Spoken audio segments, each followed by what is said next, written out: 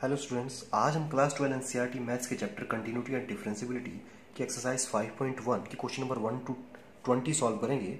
देखिए इसमें हमारे पास चैप्टर में क्या कहा है। हमारे पास कंटिन्यूटी डिफरेंशियबिलिटी है। सबसे पहले हम कंटिन्यूटी की बात करते हैं। क्लास 11th में हमने चैप्टर पढ़ा था लिमिट्स का, तो वहाँ पर लिमिट्स में बताया गया था कि अगर हम किसी फंक्शन की लिमिट चेक करते थे तो अगर वो इक्वल होगी, कैसे कि if left hand limit equal आ जाती है राइट हैंड लिमिट के, तो हम बोलते थे कि वो लिमिट एग्जिस्ट करती है उस फंक्शन के लिए। अब बात आती है यहाँ पर कंटिन्यूटी की, तो कंटिन्यूटी में एक चीज़ हमारे पास और ऐड हो जाएगी कि अगर वो लिमिट उस फंक्शन की वैल्यू दे दे, हमें उस लिमिट पर हम फंक्शन की वैल्यू चेक करें और वो लेफ्ट हैंड लिमिट और राइट हैंड लिमिट और फंक्शन की वैल्यू उस लिमिट पर अगर तीनों इक्वल आ जाते हैं, तो मैं कहूंगा कि वो फंक्शन कंटिन्यूअस फंक्शन है, मतलब सतत प्रक्रिया चल रहा है। सतत मतलब ऐसा रहा कि अगर मान लीजिए मैं किसी भी मेरे पास फंक्शन दिया है, उसका अगर मैं ग्राफ बनाऊं तो कंटिन्यूटी का मतलब क्या रहा, सतत ग्राफ कैसा होगा कि अगर मैं ग्राफ मेरा बने बिना रुके, विदाउट लिफ्टिंग द पेन, अगर मेरा ग्राफ बनता जा रहा है तो इसका मतलब वो ऐसा फंक्शन, वो एक कंटिन्यूअस फंक्शन है, कंटिन्यूटी है उसमें, वो बिना रुके चलता है। अगर मुझे कहीं पर ब्रेक लेना पड़ जाता है, मान लीजिए हमारे पास ग्राफ बनता है और ये ग्राफ इस टाइप से बने और यहाँ से जाकर के ये रुक जाए और फिर यहाँ से मेरे पास स्टार्ट होके यहाँ से निकल जाए, तो वो कैसा होगा, एक डिसकंटिन्यूअस, मेरे पास एक कैसा मिला, डिसकंटिन्यूअस फंक्शन मिला है। तो क्या हो गया कि वो सतत प्रक्रिया में नहीं चला, तो सतत कैसा हुआ, जो बिना रुके मेरा ग्राफ बन जाए तो वो कंटिन्यूअस फंक्शन होगा। तो कंटिन्यूअस फंक्शन की हमारी कंडीशन क्या होगी कि अगर left hand limit, right hand limit और फंक्शन की वैल्यू उस लिमिट पर, अगर ए मान लीजिए वो लिमिट दी गई हो, ए बी सी जो भी लिमिट दी गई होगी, उस लिमिट पर उस फंक्शन की वैल्यू, ये तीनों के तीनों अगर इक्वल आ जाते हैं तो हम कहेंगे कि वो फंक्शन हमारा कंटिन्यूअस फंक्शन है, यानी कि सतत है। तो यहाँ पर सबसे पहले है कि algebra of continuous function. Algebra क्या होगा, मान लीजिए अगर हमारे पास एफ और जी ऐसे दो वास्तविक फलन हैं जो कि वास्तविक संख्या सी के लिए सतत है। ये अगर हमारे पास एफ और जी दो ऐसे फंक्शन दिए, पहले से प्री डिफाइन है कि दोनों ही कंटिन्यूअस फंक्शन है, तो जो इनका एल्जेब्रिक इक्वेशंस बनेगी, यानी कि f प्लस जी, अगर मैं दोनों फंक्शन को ऐड करता हूं तो वो भी सतत होगा, उन दोनों का डिफरेंस निकालूंगा तो वो भी सतत होगा, उनका प्रोडक्ट करूंगा तो वो भी सतत होगा, और उनको डिवाइड करूंगा तो उसमें कंडीशन आ जाएगी g नॉट इक्वल टू 0 हो तो वो भी सतत ही होगा, यानी कि सब के सब कंटिन्यूअस फंक्शन ही होंगे। सातता का परीक्षण जो हम करते हैं, यदि एफ ए इक्वल आ जाता है, limit x tends to a positive, F X यानी कि a पॉजिटिव यानी कि राइट हैंड लिमिट, यह क्लास 11th में पढ़ा है कि अगर पॉजिटिव का साइन लगा हुआ है it means right hand limit, और नेगेटिव का साइन लगा हुआ है लिमिट पे तो वो लेफ्ट हैंड लिमिट। तो देखिए right hand limit, left hand limit और फंक्शन की वैल्यू उस लिमिट पर अगर तीनों के तीनों हमारे इक्वल आ जाते हैं तो हम क्या कहेंगे कि वो फंक्शन कंटिन्यूअस फंक्शन है। यहाँ पर कुछ क्लास 11th की कुछ फॉर्मूले थे, जैसे कि सबसे पहला है कि limit x tends to a होगी और x to the power n minus a की power n whole upon x minus a, तो ये इक्वल होता है n x की पावर n माइनस 1। हम डायरेक्टली यूज कर सकते हैं, जैसे लिमिट थीटा टेंस टू 0 और साइन थीटा अपॉन थीटा हो तो उसकी वैल्यू 1 हो जाती थी। ऐसे ही limit theta tends to 0 1 minus cos theta upon theta equal 0 होगा, और यही limit theta tends to 0 tan theta upon theta equal 1 होगा। नाउ अब हम एक्सरसाइज की बात करें तो क्वेश्चन नंबर 1 दिया है। क्वेश्चन नंबर 1 में कहा है सिद्ध कीजिए कि F x equal 5x minus 3, x equal 0, x equal minus 3 तथा x इक्वल 5 पर सतत है। एक बात आप बेटा बहुत ध्यान से समझेंगे, ध्यान रखेंगे कि हमारे पास कुछ फंक्शन ऐसे होते हैं जो प्री डिफाइन होंगे, वो कंटिन्यूअस ही होंगे, वो कभी डिसकंटिन्यूअस किसी भी वैल्यू पर होंगे ही नहीं। जैसे कि अगर मैं किसी बहुपद की बात करूं, पॉलिनोमियल फंक्शन की बात करूं, तो वो हमेशा किसी भी वैल्यू पर आप कोई भी रियल नंबर रखे वो उस पर सतत ही आएगा, इसका ग्राफ बिना रुके ही बनेगा, कोई सा भी ऐसा बहुपद हमारा रहा होगा। तो एक बहुपद हो गया फर्स्ट पॉइंट। सेकंड हमारा आता है मॉडुलस फंक्शन, यानी कि मापांक के जो फलन होते हैं, जो हम मापांक लगाते हैं, तो अगर मापांक के कोई फलन होगा तो वो भी हमारा प्रत्येक x बिलोंग्स टू r के लिए सतत होगा।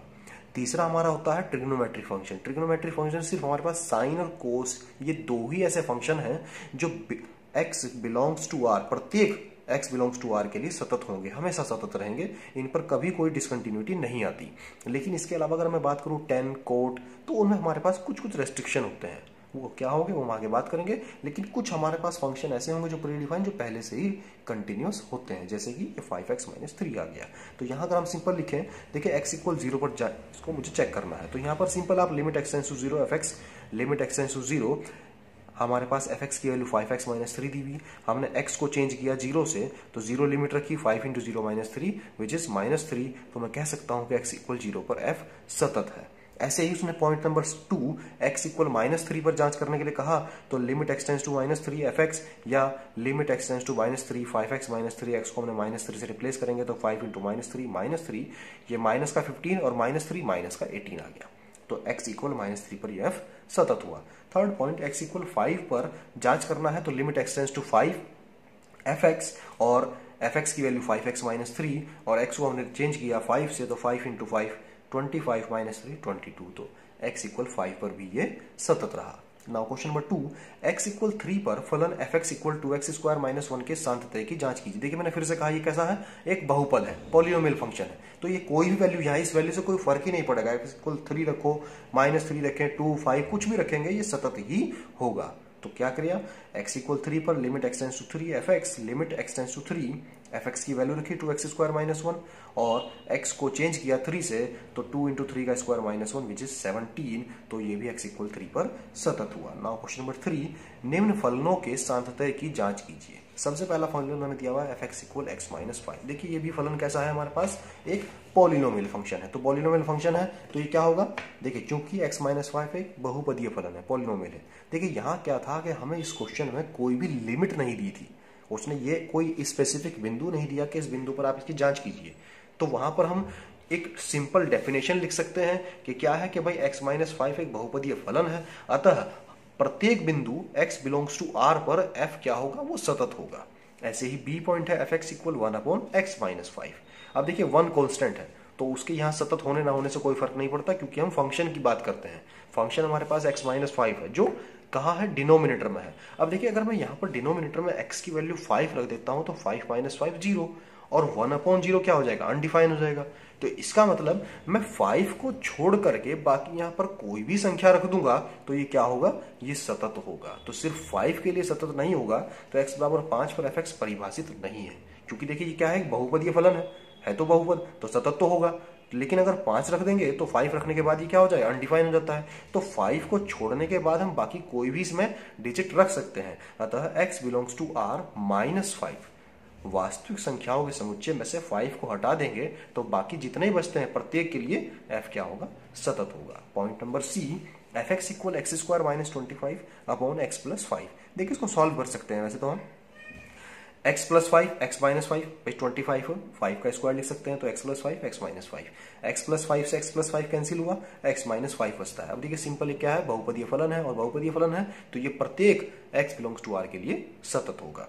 Now point number d, fx equal दिया हुआ है मॉडुलस x -5, मापांकीय फलन मिला है। मापांकीय फलन मैंने पहले बताया कि मापांकीय फलन भी कैसे होंगे, वो भी प्रत्येक वास्तविक संख्या के लिए सतत होंगे। जो चूंकि fx एक मॉडुलस मापांकीय फंक्शन है, अतः यह प्रत्येक x बिलोंग्स टू r के लिए सतत होगा। नाउ क्वेश्चन नंबर 4 देखते हैं। क्वेश्चन नंबर 4 में कहा, सिद्ध कीजिए कि फलन fx equal x to the power n, x equal n पर सतत है, जहां n एक धन पूर्णांक है, एक पॉजिटिव नंबर है, और x इक्वल n दिया हुआ है, x की वैल्यू हमें n दी गई है। तो उसने कहा कि ये fx इक्वल x की पावर n है, इसकी जांच करनी है कि सतत है या नहीं है, सिद्ध करना है। अब देखिए x की पावर n है, n की वैल्यू मैं कुछ भी रख सकता हूँ, 1 2 3, क्योंकि उसने कहा पॉजिटिव पूर्णांक है, तो 1 2 3 4 5। तो अगर x की पावर 1 रखेंगे तो x रहेगा, x की पावर 2 रखेंगे तो x स्क्वायर हो जाएगा, x की पावर 3 रखूंगा तो x क्यूब हो जाएगा। तो क्या बना, वो एक बहुपदीय फलन बनता है, और बहुपदीय फलन क्या होंगे, वो सतत होते हैं। तो x की वैल्यू से वहां कोई फर्क पड़ेगा नहीं, तो वो क्या होंगे, सतत ही रहेंगे। क्वेश्चन नंबर 5, क्या fx इक्वल x, यदि x लेस देन इक्वल 1 और 5 यदि x ग्रेटर देन 1 द्वारा परिभाषित फलन f x equal 0, x equal 1 तथा x इक्वल 2 पर सतत है। हमें इसकी जांच करनी है। यहाँ पर हमारे पास देखिए फंक्शन थोड़ा सा अलग टाइप में दिया हुआ है। क्लास 11th में भी ऐसे हमारे पास फंक्शन थे जहां पर एक ही लिमिट के अलग अलग फंक्शन गिवन होते थे। तो क्या है कि अगर x की वैल्यू लेस देन इक्वल 1 है, 1 या 1 से कम है, तो वो हमें फंक्शन x देता है, और यदि x की वैल्यू ग्रेटर देन 1 है तो उसकी डायरेक्ट वैल्यू मुझे 5 मिलती है, यानी कि कांस्टेंट नंबर मिला हुआ है। तो ये द्वारा परिभाषित फलन है, तो हमें इसकी 3 लिमिट पर जांच करनी है कि सतत है या नहीं है। सबसे पहले x इक्वल 0 पे जांच करेंगे, तो x इक्वल 0 पर लिमिट आई x टेंड्स टू 0 नेगेटिव, जिसको हम लेफ्ट हैंड लिमिट भी बोलते हैं। नेगेटिव लग गया तो लेफ्ट हैंड लिमिट आ गई, fx अब इक्वल। अब बात आती है यहाँ पर इन दोनों फंक्शन में से कौन सा फंक्शन लिया जाएगा। देखिए जीरो का लेफ्ट की बात कर रहे हैं हम, जीरो का लेफ्ट। अगर मैं एक नंबर लाइन की बात करूं तो ये हमारा जीरो हुआ, तो जीरो का लेफ्ट इस साइड हुआ और राइट ये रहा, तो यानी कि लेफ्ट में क्या होंगे, नेगेटिव नंबर्स होंगे और राइट में क्या होंगे, उसके पॉजिटिव नंबर होंगे, यही रहेगा। तो मुझे क्या देखना, जीरो का लेफ्ट यानी कि जीरो से छोटा x की वैल्यू क्या रखनी है, उसकी जीरो से छोटी होनी चाहिए। अब यहां पर मुझे इन दोनों फंक्शन में देखना है कि जीरो से छोटा कौन से फंक्शन में मिल सकता है। देखिए इसको अगर मैं देखूं x ग्रेटर देन 1, x की जो वैल्यू है वो 1 से ग्रेटर है, यानी कि जीरो इसमें नहीं आ सकता।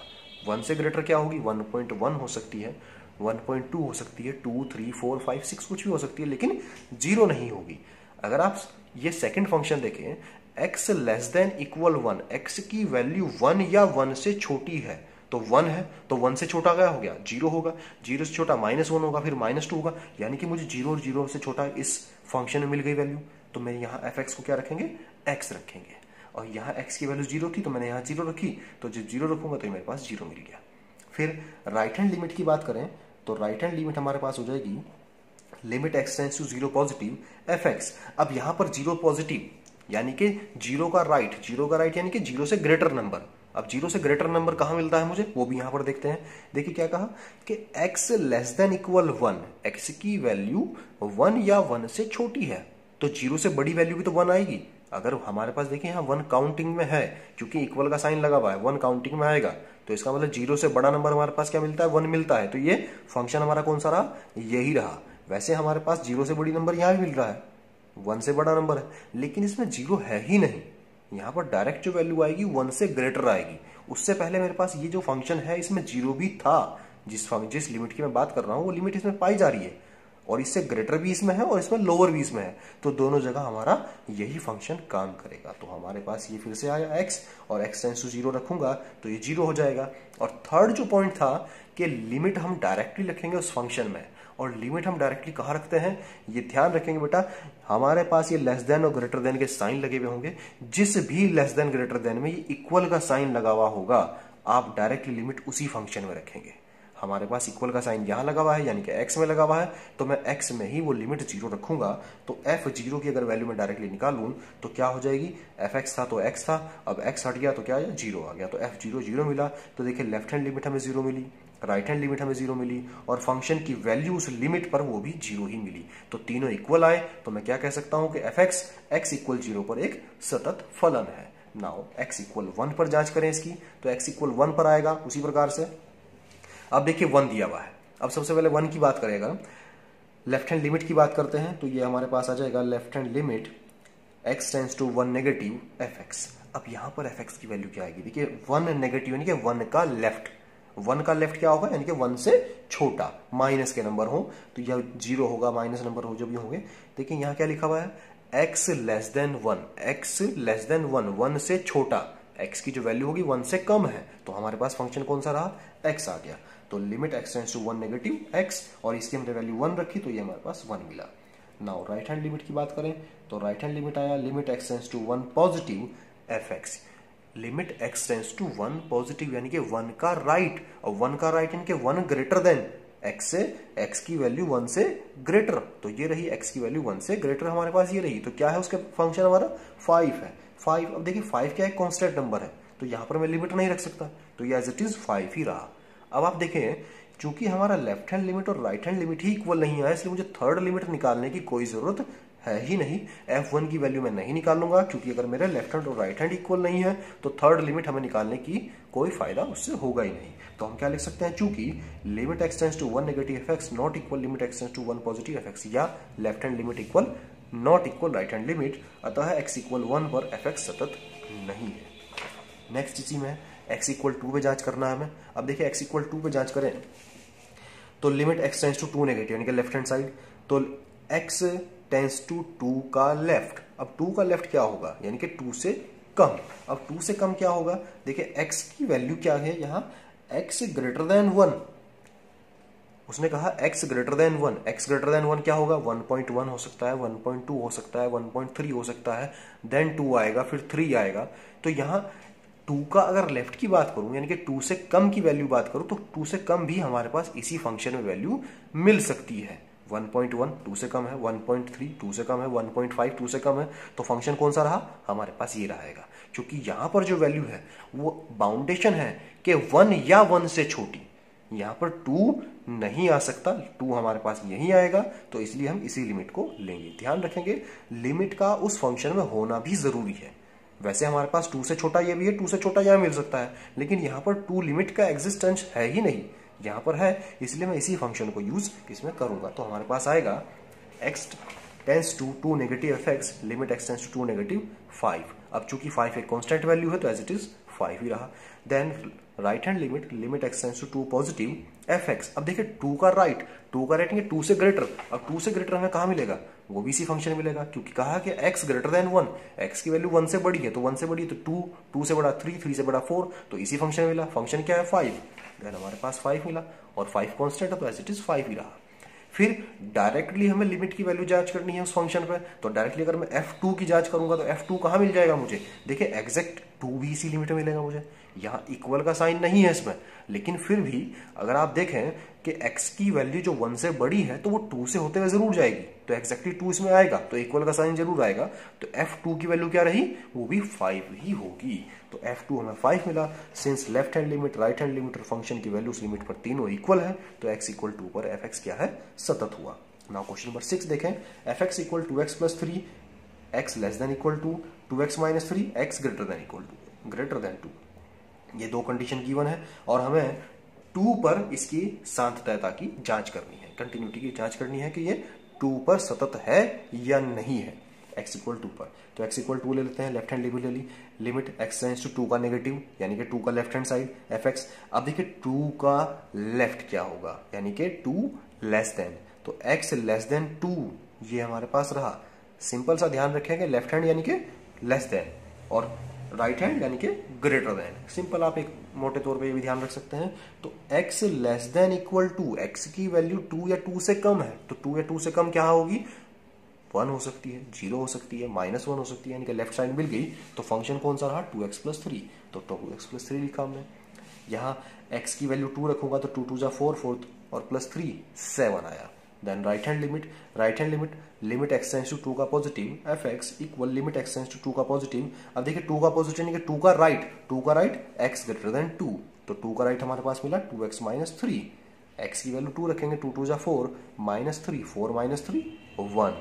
अब देखिए लेफ्ट हैंड लिमिट और राइट हैंड लिमिट आपस में इक्वल नहीं है, तो थर्ड लिमिट मुझे निकालने की कोई जरूरत है ही नहीं। तो मैं क्या लिख सकता हूँ कि since left hand limit not equal right hand limit, अतः x इक्वल 2 पर fx सतत नहीं है। नाउ क्वेश्चन नंबर 7 देखें। क्वेश्चन नंबर 7 दिया है मोड x प्लस 3 यदि x less than equal 3 -3, -2x यदि -3 less than x less then 3, 6x plus 2 यदि x ग्रेटर देन इक्वल 3। देखिए यहाँ दो लिमिट दी गई है, -3 है और 3 है। हम उसी लिमिट की जांच करते हैं जो लिमिट एक से ज्यादा बार आई हो। अगर कोई लिमिट एक ही बार लिखी हुई होगी तो उसकी जांच नहीं होगी। जैसे कि ऐसा हो सकता था यहाँ पर 0 दिया हुआ होता जी, या हमारे पास इससे छोटा कोई और नंबर दिया हुआ होता, तो हम उसे छोड़ देंगे, क्योंकि वो एक ही बार अगर आया हुआ होगा तो वो नंबर लिमिट उस पर नहीं निकाली जाएगी जो नंबर एक से ज्यादा बार आया हो, यानी कि जिसका लेफ्ट और राइट दोनों दिया हुआ हो। देखिए -3 का लेफ्ट भी दिया हुआ है और राइट भी दिया हुआ है, +3 का लेफ्ट भी है और राइट भी है, तो मैं इन दोनों लिमिट पर इसकी जांच कर सकता हूं। तो सबसे पहले x इक्वल -3 पर जांच करेंगे। Left hand limit x tends to -3 का लेफ्ट क्या आ जाएगा fx। अब देखिए -3 का लेफ्ट, -3 यानी कि x लेस देन -3 कौन सा फंक्शन है, मोड x प्लस 3, तो ये हमारे पास है मोड x प्लस 3। अब देखिए मोड का भी बेटा, मोड का बच्चों में कंफ्यूजन रहता है कि मोड क्या होगा, कि मोड में अगर मैं कोई वैल्यू नेगेटिव रखूंगा तो मुझे पॉजिटिव वैल्यू देगा। ऐसा हम अर्ली क्लासेस में पढ़ते हैं, लेकिन अगर मैं मोड की वैल्यू की बात करूं, देखिए ऐसा हो सकता है कि मोड में वैल्यू मैंने -2 रखी और उसका हमारे पास +2 मिला, और अगर मैं +2 रखता हूं तो वही मेरे पास +2 ही आएगा। तो हम कैसे बताएंगे कि मोड की जो वैल्यू थी वो माइनस की थी या प्लस की, या मैं सिंपल अगर मैं कहूं तो मोड का भी लेफ्ट और राइट फंक्शन, तो अगर हम मोड के लेफ्ट की बात करेंगे तो वो नेगेटिव वैल्यू होगी, और अगर मोड के राइट की बात करेंगे तो पॉजिटिव वैल्यू होगी। तो फिलहाल हम लेफ्ट हैंड लिमिट की बात कर रहे हैं, तो मोड x को -x लिखेंगे यहाँ पर, तो यह आ जाएगा लिमिट x टेंस टू -3 का लेफ्ट -x प्लस 3। यहाँ पर x की वैल्यू क्या रखेंगे, -3, तो देखिए ये माइनस और वो माइनस क्या हो जाएगा, +3 हो जाएगा।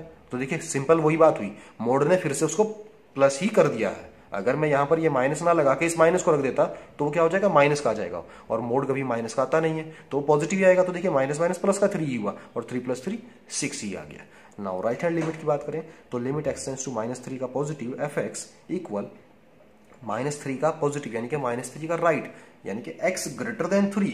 तो x ग्रेटर देन -3 कौन सा है हमारे पास, x ग्रेटर देन -3 कौन सा फंक्शन, -2x। तो यहां पर आ जाएगा हमारे पास माइनस का 2x, यहाँ x की वैल्यू -3 रखेंगे तो प्लस का 6 हो गया। लेफ्ट और राइट दोनों इक्वल आई, तो मैं थर्ड लिमिट निकाल सकता हूं डायरेक्टली लिमिट पर उस फंक्शन की वैल्यू। तो f -3, अब उसमें देखेंगे हमारे पास इक्वल का साइन कहाँ है, ये रहा, किस फंक्शन में है, मोड x + 3 में। तो यहाँ मोड x + 3, मोड x की वैल्यू हमारे पास -3 है तो माइनस का मोड और +3, तो ये कितना आ जाएगा, प्लस का 3, 3 + 3 6। Since left hand limit, right hand limit and function की वैल्यू उस लिमिट पर तीनों इक्वल है तो x इक्वल -3 पर f क्या हुआ, सतत हुआ। नाउ x इक्वल 3 की बात करें तो x इक्वल 3 पर होगा left hand limit, limit x tends to 3 का नेगेटिव fx। अब देखिए 3 का नेगेटिव यानी कि 3 का लेफ्ट, तो 3 का लेफ्ट क्या होगा, x लेस देन 3, x की वैल्यू 3 से कम है यानी कि 2 1 0 -1, तो हमारे पास कौन सा फंक्शन है, माइनस का 2x, -2x होगा। -2x, x की वैल्यू 3 रखेंगे तो माइनस का 6 हो गया। Now right hand limit x tends to 3 positive यानी कि 3 का राइट, तो 3 का राइट हुआ हमारे पास x greater then 3, x greater then 3 6x + 2, 6x + 2, x की वैल्यू 3 रखी तो 6 × 3 18 + 2 20। देखिए इक्वल नहीं आए, अब इक्वल नहीं आए तो हम लिख सकते हैं since left hand limit not equal to right hand limit, that's why x equal 3 पर f कंटिन्यूस फंक्शन नहीं है। क्वेश्चन नंबर 8 की बात करें तो क्वेश्चन नंबर 8 में दिया है fx equal mode x upon x, ये कब है, यदि x नॉट इक्वल टू 0 हो, और 0 दिया है जब x 0 के इक्वल रहा होगा। तो देखिए यहां सिंपल सा क्वेश्चन हो गया, हमारे पास एक वैल्यू ऑलरेडी उसने दे दी है, कौन सी, कि अगर मैं लिमिट 0 की बात करूं तो उस पर मुझे उसने पहले से 0 दिया हुआ है। लिमिट 0 पर डायरेक्ट वैल्यू मुझे क्या दी हुई, 0 दी हुई है। अब मुझे लेफ्ट हैंड लिमिट और राइट हैंड लिमिट निकालनी है, वो 0 ही आनी चाहिए। अगर वो 0 आ जाती है तो सतत होगा, नहीं तो ये सतत नहीं होगा। अब यहां देखें x नॉट इक्वल टू 0 कहा है। क्वेश्चन में अभी तक हमारे पास क्या था कि लेफ्ट हैंड लिमिट अलग से दी हुई थी, मतलब x लेस देन दिया होता था, x ग्रेटर देन दिया होता था, लेकिन उसने कहा है x नॉट इक्वल टू 0। तो अब इससे हम क्या पता चला सकते हैं, अब देखिए अगर x 0 के इक्वल नहीं है तो क्या कंडीशन हो सकती है, दो कंडीशन बन सकती है, या तो वो 0 से छोटा होगा या 0 से बड़ा होगा। इट मीन्स मैं x ग्रेटर देन 0 और x लेस देन 0, ये दोनों कंडीशन में हम मोड x अपॉन x का ही यूज करेंगे, क्योंकि x इक्वल 0 पर हमारे पास 0 दिया हुआ है। तो at x equal 0 limit x tends to 0 negative, left hand limit fx, इसमें भी हमारे पास यही फंक्शन आ गया मोड x अपॉन x। अब जैसा कि मैंने पीछे बताया कि लेफ्ट हैंड लिमिट में मोड x क्या देगा, हमें -x देगा, तो ये हमारे पास क्या है, -x अपॉन x। अब देखिए यहाँ x से x कैंसिल होता है तो क्या बचता है, -1, जो कि कांस्टेंट नंबर है तो लिमिट रखनी नहीं है, तो हमारे पास -1 मिला, लेफ्ट हैंड लिमिट -1 आ गई।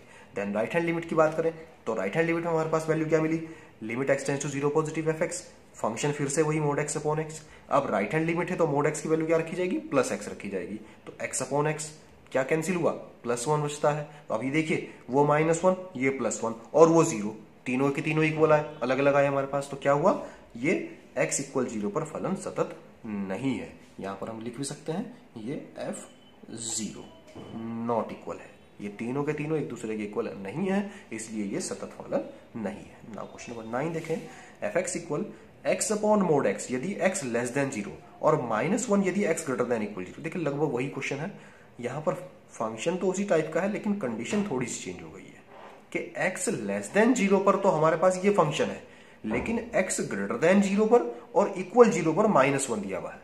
ग्रेटर देन यानी कि राइट हैंड लिमिट, तो राइट हैंड लिमिट की वैल्यू मुझे -1 दी हुई है और f0 की वैल्यू मुझे -1 दी हुई है। हमें दो चीजें ऑलरेडी गिवन है, तो अब हमें क्या निकालना है, लेफ्ट हैंड लिमिट। अगर लेफ्ट हैंड लिमिट मेरी -1 आ जाती है तो ये फलन सतत होगा, नहीं तो ये सतत नहीं होगा। तो x इक्वल 0 पर left hand limit, limit x tends to 0 negative fx, limit x tends to 0 negative, left limit का हमारे पास जो फंक्शन है x अपॉन मोड x। अब देखिए लेफ्ट हैंड लिमिट है तो मोड x की वैल्यू क्या होगी, -x होगी। अब देखिए x से x कैंसिल हुआ तो क्या बचता है, -1। अब देखिए ये -1, राइट हैंड लिमिट -1 दी हुई है और x इक्वल 0 पर -1 दिया हुआ है, तो इसका मतलब कि फलन कैसा हुआ, ये सतत फलन हुआ। तो ये हमने निकाल भी रखा है राइट हैंड लिमिट, तो ये right hand limit, limit x tends to 0 fx, limit x tends to 0 -1 है लेफ्ट हैंड लिमिट का फंक्शन हमारा, तो -1 ही रहा, और f0 की वैल्यू भी -1 दी हुई है, तीनों इक्वल है, तो ये फलन कैसा हुआ, ये सतत हुआ। ना क्वेश्चन नंबर 10 देखें। क्वेश्चन नंबर 10 में दिया है f(x) इक्वल x+1 और x² + 1। x+1 कब है, जब x > 1 है, और ये x < 1 पर दिया है। अब इसी की जांच करें x = 1 पर, तो left hand limit x tends to 1 negative f(x) equal, अब देखिए x टेंस टू 1 का लेफ्ट क्या हुआ, x < 1, ये रहा। ये इसमें ध्यान रखेंगे, ऐसा जरूरी नहीं होगा कि हर बार लेफ्ट हैंड लिमिट का फंक्शन ऊपर ही दिया हुआ होगा। बहुत सी बार बच्चों को क्या होता है कि रट्टाफिकेशन होगी कि लेफ्ट हैंड लिमिट का फंक्शन ऊपर दिया हुआ होगा, तो बिना देखे सोचे समझे ऊपर का फंक्शन उठा के लिख दिया और वो क्वेश्चन आपका पूरा गलत हो जाएगा। तो ऐसा कोई जरूरी नहीं है, लेफ्ट हैंड लिमिट का फंक्शन ऊपर हो सकता है या राइट हैंड लिमिट का भी ऊपर हो सकता है। तो यहाँ देखिए राइट हैंड लिमिट का फंक्शन ऊपर दिया हुआ है, लेफ्ट का नीचे दिया हुआ है, तो ये आया x < 1 यानी कि x² + 1, तो x² + 1, x की वैल्यू हमने 1 रखी, तो 1 का square 1 + 1 2। Now right hand limit x tends to 1 positive f(x), limit x tends to 1 positive यानी कि लिमिट x टेंस टू 1 का राइट, x टेंस टू 1 का राइट x > 1 यानी कि x + 1 रखेंगे तो 1 + 1 2, देखिए दोनों इक्वल आए हैं। नाउ थर्ड लिमिट की वैल्यू जांच करते हैं उस फंक्शन की, तो f1 देखिए इक्वल का साइन कहाँ लगा हुआ है, इस फंक्शन पे x + 1 पे, तो यहाँ रखा जाएगा लिमिट 1 थी लिमिट, तो 1 रखी, 1 + 1 2 मिलता है। देखिए तीनों इक्वल आए हैं, left hand limit, right hand limit और फंक्शन की वैल्यू उस लिमिट पर, तो तीनों इक्वल है, तो f क्या हुआ, सतत हुआ। ना क्वेश्चन नंबर 11 देखें, f(x) इक्वल x³ - 3 और x² + 1। x³ कब है, जब x < 2 है और x² x > 2 पर, वही 2 पर हमें जांच करनी है, तो 2 पर जांच करते हैं। तो लेफ्ट हैंड लिमिट की बात करें सबसे पहले, तो लिमिट x टेंस टू 2 का नेगेटिव f(x), अब 2 का नेगेटिव यानी कि 2 का लेफ्ट, तो देखिए क्या दिया हुआ है x < 2, तो फंक्शन कौन सा रहा, x³ - 3, x³ - 3, x की वैल्यू 2 रखी, तो 2 की क्यूब 8 - 3 5, तो हमारे पास लेफ्ट हैंड लिमिट की वैल्यू क्या मिली, 5 मिली। नाउ राइट हैंड लिमिट की बात करें, तो राइट हैंड लिमिट हमारे पास आती है limit x tends to 2 positive f(x), limit x tends to 2 positive, right hand limit function आया हमारे पास x² + 1, यहाँ 2 रखेंगे तो 2 का स्क्वायर 4, 4 + 1 5, इक्वल आए हैं। नाउ डायरेक्ट वैल्यू अगर निकालूं उस लिमिट की उस फंक्शन पे, तो f2 आ जाएगा, हम कौन से फंक्शन रखेंगे, सबसे जो पहला वाला फंक्शन दिया हुआ था हमारे पास x³ - 3, क्योंकि इक्वल का साइन इसी में है, तो ये आ जाएगा 2 की क्यूब -3 विच इज 8 - 3 5, तीनों इक्वल है, तो ये भी सतत फंक्शन रहा। क्वेश्चन नंबर 12 देखें।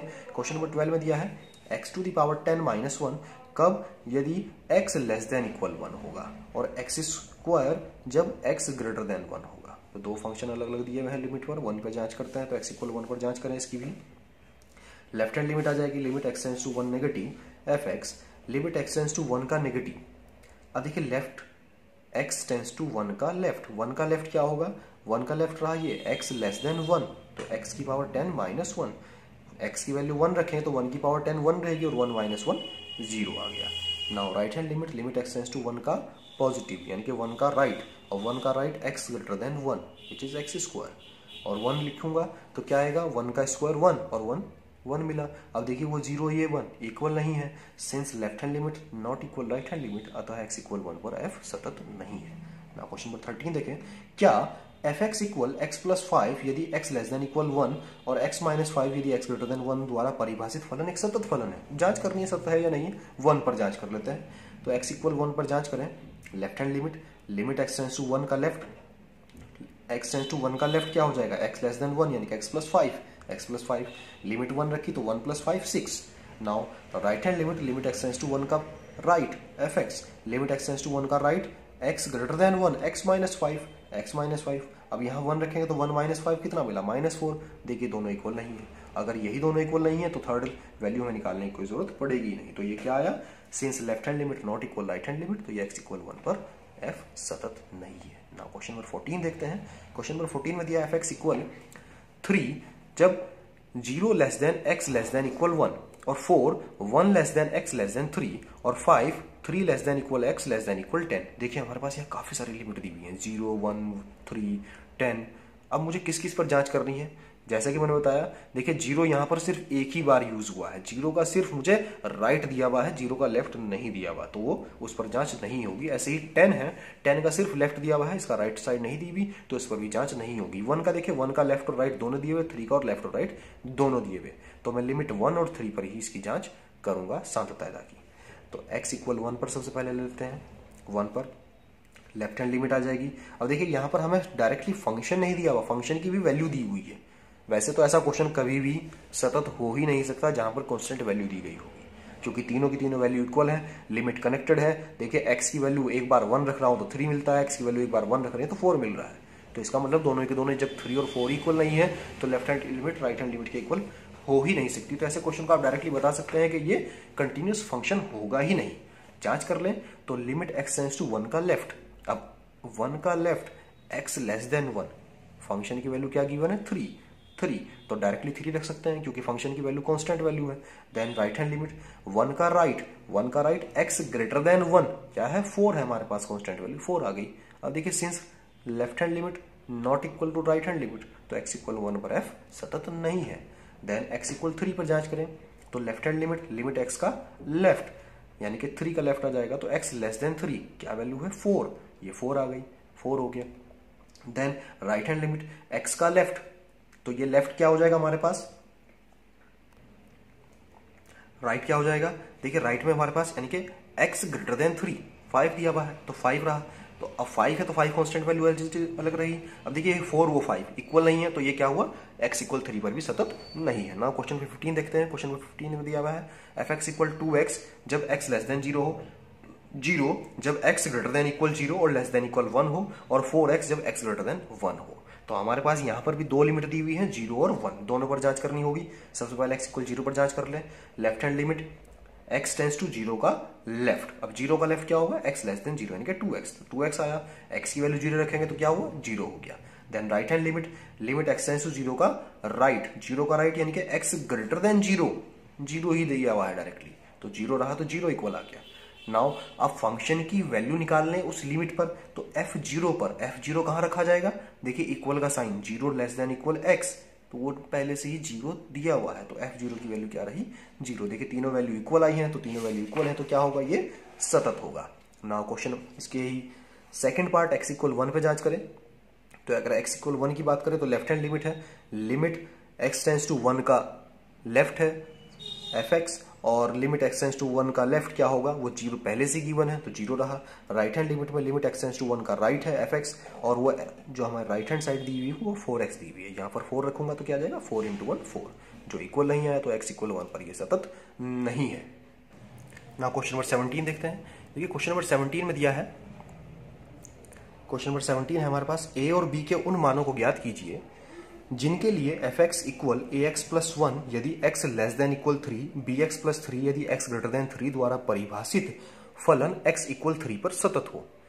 अब यहां पर हमें x इक्वल 3 पर ये सतत दिया हुआ है, तब a और b के मान को ज्ञात करना है। तो उसके लिए समीकरण बनेगी, देखते हैं x इक्वल 3 पर। अब देखिए सतत है, तो अगर सतत है तो लेफ्ट हैंड लिमिट इक्वल होगी राइट हैंड लिमिट के, और इक्वल होगा फंक्शन की वैल्यू उस लिमिट पर यानी कि f3, ये तीनों हमारे पास इक्वल होंगे। तो लेफ्ट हैंड लिमिट रख लें, लिमिट x टेंड्स टू 3 का लेफ्ट fx, 3 का लेफ्ट क्या होगा x लेस देन 3 यानी कि ax प्लस 1, तो ax प्लस 1 आ गया, यहाँ पर 3 रखूंगा तो 3a प्लस 1 मिला। नाउ राइट हैंड लिमिट की बात करें तो लिमिट x टेंड्स टू 3 का राइट fx, 3 का राइट हुआ x ग्रेटर देन 3 यानी कि bx प्लस 3, तो bx प्लस 3 रखेंगे तो ये 3b प्लस 3 रहा।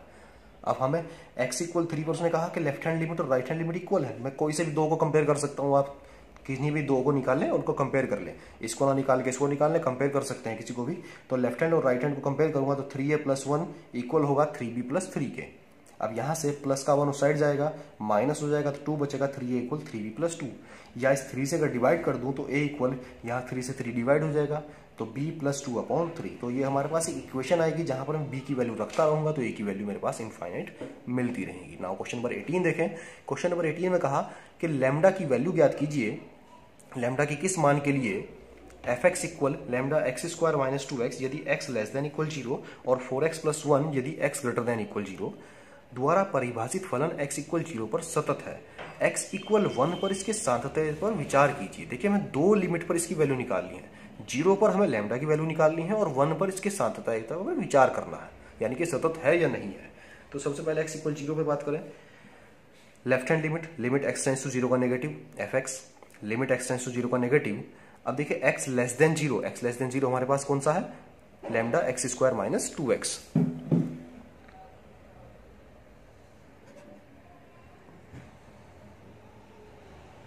ये आ जाएगा limit x tends to 0 fx, limit x tends to 0 negative, x less than 0 lambda x square minus 2x। अब lambda x square minus 2x हमारे पास lambda x square minus 2x, x की value 0 और minus 2x, x की value 0, तो ये 0 minus 0 0 रहा, lambda की वैल्यू पूरी 0 हो गई। देन राइट हैंड लिमिट में limit x tends to 0 positive fx, limit x tends to 0 positive x greater than 0, यानी कि राइट हैंड लिमिट हमारे पास 4x प्लस 1 मिला, तो x की वैल्यू 0 रखूंगा तो 4 इंटू 0 0 और प्लस 1 1 आ गया। अब देखिए उसने पहले से ही हमारे पास यहाँ देखें कि लेफ्ट हैंड लिमिट और राइट हैंड लिमिट आपस में इक्वल ही नहीं आई है। अब अगर ये इक्वल ही नहीं है तो x इक्वल 0 पर लैम्डा का कोई भी मान यहाँ पर मिल नहीं सकता, f की और सतत नहीं है लैम्डा के किसी मान के लिए, क्योंकि देखिए पहली बात तो यहाँ पर लैम्डा ही 0 हो गया, यहाँ पर लैम्डा बचता ही नहीं तो मैं उसका मान ही नहीं निकाल पाऊंगा। तो ये किसी भी लैम्डा के किसी मान के लिए f क्या हुआ, सतत नहीं है। नाउ x इक्वल 1 पर बात करें तो x इक्वल 1 की बात करें, लेफ्ट हैंड लिमिट हमारे पास दी हुई है, लिमिट x टेंड्स टू 1 का negative fx, limit x tends to 1 का नेगेटिव। अब देखिए इसमें क्या आ जाएगा, x टेंड्स टू 1 का नेगेटिव क्या आएगा, x लेस देन 1। अब x लेस देन 1 मुझे कहां मिल सकता है, x लेस देन 1 के लिए अगर आप देखें यहां दिया हुआ है कि x की वैल्यू 0 या 0 से छोटी है, इसमें 1 का कोई जिक्र नहीं है। यहां देखें x की वैल्यू ग्रेटर देन 0 है, यानी कि इसमें 1 आ सकता है, इसमें 1 आएगा। x ग्रेटर देन 0 1 है, 0 है, तो x ग्रेटर देन 0 क्या होगा, 0.1 भी हो सकता है, 0.2 भी हो सकता है, फिर 1 भी आएगा, फिर 2 भी आएगा। तो क्या होगा, देखिए 1 से छोटी वैल्यू इसमें है और 1 भी इसमें है, तो x का लेस देन भी यही रहेगा और x का ग्रेटर देन भी यही रहेगा और x इक्वल 1 पर भी यही वैल्यू रहेगी।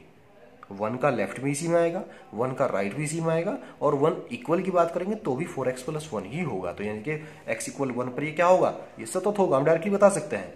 तो x ये आ जाएगा लिमिट x टेंड्स टू 1 का लेफ्ट 4x प्लस 1, x की वैल्यू 1 रखेंगे तो 4 इंटू 1 1 4 और 4 plus 1 5। Then right hand limit 4x plus 1, 4 into 1 4 plus 1 ये 5 मिला। फिर डायरेक्टली 1 पर जांच करूं तो f1 आ जाएगा 4x प्लस 1, x की वैल्यू 1 तो 4 इंटू 1 4, 4 प्लस 1 5। तो ये तीनों हमारे पास क्या इक्वल आई, तो ये सतत हुआ ना। क्वेश्चन नंबर 19 देखें। क्वेश्चन नंबर 19 में कहा दर्शाइए कि fx equal x minus box x द्वारा परिभाषित फलन समस्त पूर्णांक बिंदुओं पर असतत है। यहाँ बॉक्स x उस महत्तम पूर्णांक को निरूपित करता है जो x के बराबर या x से कम है। देखिए ऐसा फंक्शन है जो आप पहली बार पढ़ेंगे।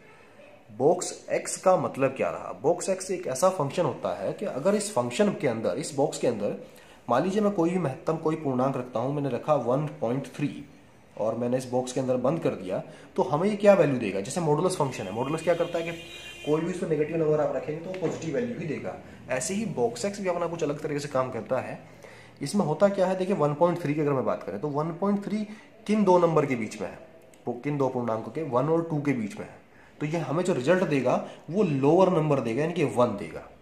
अब ये अगर मैं इसके बीच में 1.9 भी रख देता हूं यहां बॉक्स में, तो ये 1.9 पर भी मुझे 1 ही देगा, क्योंकि 1.9 कहां है, 1 और 2 के बीच में है। तो वो जो बीच में जो होगा, जिसके भी होगा, वो जो छोटा नंबर होगा वही वैल्यू पकड़ाएगा ये। तो 1.9 पर ही 1 दे दिया, 1.3 पर ही 1 दिया, यानी कि 1 से लेकर के 2 के बीच में जितनी भी संख्याएं होंगी उन सब के रिजल्ट में मुझे 1 ही देगा। तो ध्यान रखेंगे आप। तो बॉक्स x क्या हुआ, ये महत्तम पूर्णांक की बात करते हैं। तो यहां पर देखिए मुझे कोई लिमिट नहीं दी, तो लिमिट नहीं दी तो मैं क्या करूंगा, अपनी तरफ से कोई भी आर्बिट्री कांस्टेंट हम लिमिट मान सकते हैं। आप x इक्वल सी पर जांच कर लें, x इक्वल ए बी किसी पर भी। तो हमने यहाँ x इक्वल सी लिया, fx equal x minus box x दिया हुआ है, इसकी जांच करनी है कि सतत है या नहीं है। लेफ्ट हैंड लिमिट की बात करें, limit x tends to c का नेगेटिव यानी कि fx। अब c का नेगेटिव यानी कि c का लेफ्ट, तो यहाँ पर हमारे पास फंक्शन तो एक यही है, तो लेफ्ट में भी यही जाएगा और राइट में भी यही जाएगा, और जब इक्वल की बात करें तब भी इसी फंक्शन को रखेंगे। तो ये आ गया x माइनस बॉक्स x। अब देखिए बेटा, एक मेथड हमारे पास लिमिट्स में क्लास 11th में एक और था, जहां पर हम x को एच वाले मेथड से रिप्लेस करते थे। जो लिमिट होती थी, अगर मैं लेफ्ट हैंड लिमिट की बात करूंगा तो लेफ्ट हैंड लिमिट में से एच को माइनस करके सॉल्व करते थे, राइट हैंड लिमिट की बात करते थे तो उसमें लिमिट में एच को जोड़ के सॉल्व करते थे। तो यहाँ क्या है, हमारे पास लिमिट सी है, तो एक्स को मैं सी माइनस एच से रिप्लेस करूंगा। तो जब मैं x को c माइनस एच से रिप्लेस करूंगा तो ये जो यहाँ पर x है वो भी चेंज हो जाएगा, क्योंकि मैं अगर फंक्शन यहाँ x तब तक रहेगा जब तक यहाँ पर x है, अगर यहाँ से x हट जाएगा तो यहाँ से भी x हटेगा, तो यहाँ से x क्या हटेगा। अब देखिए यहाँ x की वैल्यू c थी, तो हमारे पास हमने लिख रहे हैं कि x इक्वल सी माइनस एच से रिप्लेस कर रहे हैं। x की वैल्यू c है तो मैं यहाँ c रखूंगा, तो c माइनस एच, c से c कैंसिल होगा तो h इक्वल क्या आएगा, 0। तो यहाँ पर लिमिट क्या हो जाएगी, h टेंस टू 0, तो लिमिट हो जाएगी h टेंस टू 0। हमने यहाँ x को रखा c माइनस एच, माइनस इस बॉक्स में भी c माइनस एच। अब देखिए ये तो c माइनस एच, ठीक है, ये तो हो गया। यहाँ पर c माइनस एच का मतलब क्या रहा, अगर मैं बॉक्स की बात करता हूँ, देखिए मान लीजिए c मेरे पास यही कोई नंबर था, 1 था, 2 था, कोई भी मेरे पास एक नंबर था। मान लीजिए मेरे पास यहाँ पर 2, c को मैं 2 मान लेता हूँ फिलहाल, कोई भी आप कांस्टेंट नंबर ले सकते हैं, किसी से भी मिल जाएगा। h क्या होता है, h क्या होता है कि h बहुत ज़्यादा ही स्मॉल क्वांटिटी होती है। मान लीजिए मैं ऐसा लिख दूं कि h क्या है, माइनस 0.1 है। यहाँ पर आप बहुत छोटा नंबर यही ले सकते हैं, इससे छोटा नंबर भी हो सकता है, हमने 0.1 ले लिया। अब देखिए अगर मैं 2 में से 0.1 को माइनस करता हूं तो मेरे पास क्या आएगा, 1.9 मिलेगा। अब देखिए 1.9 जब बॉक्स में रखा हुआ होगा तो ये मुझे वैल्यू क्या देगा, 1.9 किन दो नंबरों के बीच में, 1 और 2 के, तो रिजल्ट मुझे क्या देगा, ये 1, यानी कि लोअर नंबर मिलेगा। तो अगर मैं यहाँ पर 2 रहा होगा और 2 में से माइनस किया तो मुझे क्या मिला, 1 मिला, यानी कि एक नंबर कम मिल गया। अब अगर मैं यहाँ पर 3 रखता हूँ, देखिए 3 माइनस 0.1 रखूंगा तो मेरे पास रिजल्ट क्या आएगा, इसको बॉक्स में डाल दें, तो मेरे पास रिजल्ट क्या आएगा, 2.9। और देखिए 2.9 किन दो नंबर के बीच में है, 2 और 3 के, तो 2 और 3 के बीच में तो क्या मिलेगा मुझे, 2 मिलेगा। तो देखिए 2 रखा था तो 1 मिला, 3 रखा तो 2 मिला, यानी कि एक नंबर कम हो गया। तो यहाँ पर c है, अब देखिए c हमारे पास कोई डेफिनेट नंबर नहीं है तो क्या हो जाएगा, एक नंबर कम हो जाएगा। तो क्या आएगा इसका, c माइनस 1, एक नंबर कम हो गया। तो बॉक्स से सॉल्व हो गया, c माइनस 1 आ गया। ब्रैकेट हटा दें तो c माइनस एच, माइनस का c और माइनस माइनस प्लस का 1, यहाँ पर c से c कैंसिल हुआ, माइनस एच प्लस 1, h की वैल्यू 0 है, h टेंस टू 0 था, h की वैल्यू 0 रखी तो हमारे पास क्या बचता है, प्लस का 1 आ गया। अब राइट हैंड लिमिट की बात करें तो राइट हैंड लिमिट में इसी टाइप से फंक्शन हमारे पास यही है, x माइनस बॉक्स x। अब इसको मैं c प्लस एच रखता हूं, तो c प्लस एच रखेंगे तो c plus H minus C plus H box में आ गया, लिमिट h टेंस टू 0 हो गई। अब यहाँ पर c प्लस एच की बात करें, अब देखिए फिर से वही एग्जांपल ले लेते हैं। मान लीजिए मैंने 2 ले लिया, 2 में इस बार मैं ऐड कर रहा हूँ 0.1 ही ऐड करता हूँ। अब 0.1 हमने ऐड किया तो हमारे पास वैल्यू क्या आई, 2.01, ये बॉक्स में आ गया। अब देखिए 2.01 किन दो नंबर के बीच में है, 2 और 3 के, तो रिजल्ट क्या देगा मुझे, ये 2 देगा। तो देखिए क्या चेंज हुआ, हमने 2 ही रखा था और 2 ही मुझे मिल गया। फिर हम 3 रख के देख लेते हैं, 3.3 प्लस 0.1, तो ये हमारे पास क्या बना, 3.01। अब देखिए 3.01 बना है, 3.01 किन दो नंबर के बीच में है, 3 और 4 के बीच में है, तो 3 और 4 के बीच में तो क्या रिजल्ट देगा, लोअर नंबर है 3। तो देखिए 3 रखा तो 3 मिला है। तो इसका मतलब c प्लस एच रखने से यहाँ पर h के ऐड होने से c पर कोई फर्क नहीं पड़ेगा। तो क्या c प्लस एच क्या रहेगा, c ही रहेगा। अगर मैंने 2 रखा तो 2 ही रहा, 3 रखा तो 3 रहा, तो c प्लस एच और ये माइनस c से c कैंसिल हुआ, h बचता है और h की वैल्यू क्या है, 0, तो 0 हो गया। अब देखिए हमारे पास लेफ्ट हैंड लिमिट 1 आई और राइट हैंड लिमिट 0, तो ये क्या हुआ, दोनों आपस में इक्वल नहीं है, तो इसका मतलब x इक्वल c पर ये पूर्णांक सतत नहीं है, और यही हमें सिद्ध करना था। नाउ क्वेश्चन नंबर 20 देखें, क्या fx equal x square minus sine x plus 5 द्वारा परिभाषित फलन x इक्वल पाई पर सतत है या नहीं है, ये जांच करनी है। तो fx equal x square minus sine x plus 5 दिया हुआ है, x इक्वल पाई पर जांच कर लेते हैं। Left hand limit, limit x tends to pi का नेगेटिव यानी कि fx, फंक्शन हमारे पास यही रहेगा, एक ही सिंगल फंक्शन रहेगा, तो x square minus sine x plus 5। तो यहाँ पर अब देखिए फिर से वही है, x equal pi minus H रख दूँ, मैं डायरेक्टली लिमिट पाई भी रख सकता हूँ यहाँ पर। ये क्वेश्चन बहुत छोटा हो सकता है, बस डिपेंड करता है कि ये कितने नंबर में हमारे पास क्वेश्चन आया हुआ है। अगर आपके पास ये क्वेश्चन 1 नंबर या 2 नंबर में आया हुआ है तो आप डायरेक्ट यहाँ पर लिमिट रखेंगे और इसको सतत कर देंगे, क्योंकि सतत ही होगा। सिंगल फंक्शन दिया हुआ है, देखिए एक्स स्क्वायर प्लस 5 एक बहुपद हो गया, साइन एक्स एक ट्रिग्नोमेट्रिक फंक्शन हो गया। जैसे कि मैंने बताया, अगर मैं इन दोनों फंक्शनों को दो अलग अलग फंक्शन में मान लूं, हमारे पास एफ एक्स दिया हुआ है, इसको मैं ऐसे लिख दूं x square plus 5 minus sine x, इसको मैं लिख दूं एफ एक्स इक्वल, इसको हम जी एक्स मान लें और इसको एच एक्स मान लें, यानी कि मेरे पास जी एक्स इक्वल हो गया एक्स स्क्वायर प्लस 5 और एच एक्स इक्वल हो गया साइन एक्स। अब देखिए जी भी हमारे पास क्या है, सतत फंक्शन है क्योंकि बहुपदीय है। एच एक्स क्या है, साइन एक्स, ये भी हमारे पास सतत है क्योंकि एक त्रिकोणमितीय फलन है। और जैसा कि मैंने चैप्टर के शुरुआत में बताया कि अगर एफ और जी यानी कि कोई से भी दो फंक्शन वो सतत होंगे तो उनका जो अगर अलजेब्रिक किया जाए यानी कि उनको जोड़ा जाए, घटाया जाए, गुणा या भाग की जाए तो वो भी सतत होगा। तो यहाँ पर क्या कर रहे हैं हम, जी माइनस एच कर रहे हैं, तो जी माइनस एच क्या होगा, वो भी सतत ही होगा। तो हम डायरेक्टली थ्योरेटिकल मेथड से भी लिख सकते हैं या क्वेश्चन को ऐसे सॉल्व कर ले। एक ही बात है, आप दोनों से कोई फर्क नहीं पड़ेगा, डिपेंड करता है कि कितने मार्किंग में क्वेश्चन हमारे पास आ रखा है। तो ये हो जाएगा limit x tends to pi negative x square minus sine x plus 5। हमने x equal pi minus H रखा क्योंकि लेफ्ट हैंड लिमिट है। तो यहाँ आ जाएगा एक्स टेंस टू पाई, यहाँ आ जाएगा एच टेंस टू 0, ये आ गया एक्स स्क्वायर था यानी कि पाई माइनस एच का whole square minus sine x हो गया pi minus H plus 5 as it is रहा। अब देखिए पाई माइनस एच का होल स्क्वायर तो एज इट इज छोड़ देते हैं, साइन पाई माइनस एच है, sine 180 minus theta, 180 minus something कुछ किया जा रहा है। अब देखिए 180 में से अगर कुछ माइनस होगा तो हम कौन से क्वाड्रेंट में जाएंगे, सेकंड में, और सेकंड में साइन होता है पॉजिटिव और 180 वाली लाइन होती है नो चेंज की, तो यानी कि साइन एच ही रहा प्लस 5।